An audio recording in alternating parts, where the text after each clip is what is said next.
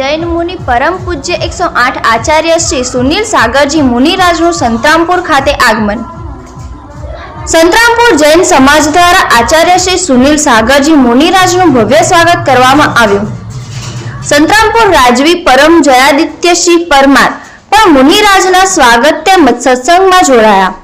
સંતરામપુર નગરમાં રાષ્ટ્રીય સંત આચાર્ય શ્રી સુનિલ સાગરજી મુનિરાજના આગમનથી નગર ભક્તિમય માહોલમાં જોવા મળ્યું।